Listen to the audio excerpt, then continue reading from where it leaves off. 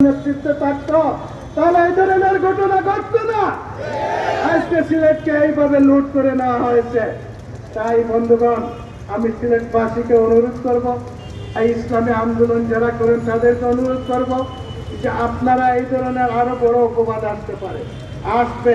আজকে ঢাকা ভার্সিটির বিষয়টা দেখছেন যে ছাত্র শিবির কত ক্লিন কাজ করতেছে, এরপর একটার পর একটা নোটিশ, একটার পর একটা নোটিশ।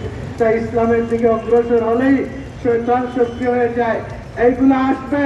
তাই সিলেটবাসীকে সাথে নিয়ে প্রয়োজনে আমরা দাঁত ভাঙার জবাব দিব, কিন্তু আমাদের ধৈর্য ত্রুটি ঘটাতে হবে না।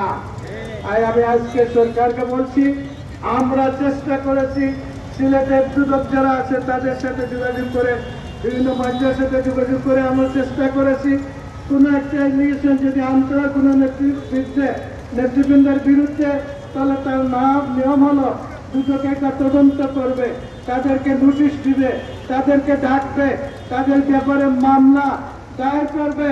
এই ধরনের পুরো কিছু না করে এই জামায়াতে ইসলামের মতো একটা পবিত্র সংগঠন, শহীদদের সংগঠন, নেতৃবৃন্দের চরিত্রকে আপনারা কলুষিত করছেন।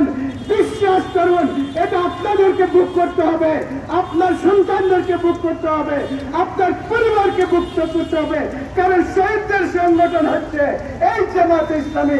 এটা নিয়ে সিনেমিনি খেলে কেউ পার পায় নাই, এই শেখ হাসিনা পার পায় নাই, আপনারা পার পাবেন না ইনশাআল্লাহ। আমি সকল নেতৃবৃন্দ এবং এই সিলেটবাসীকে অনুরোধ করব, আমাদের সাথে ধৈর্যের সাথে আপনারা থাকেন। আমরা এটাকে আইনত পেশ করছি, আমরা সামাজিকভাবে পেশ করছি, আজকে প্রতিবাদের মধ্যে পেশ করছি।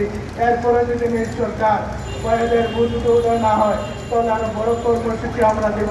সেই কর্মসূচিতে প্রস্তুত থাকতে আপনারা রাজি আছেন? হাত তুলে আমি দেখতে চাই।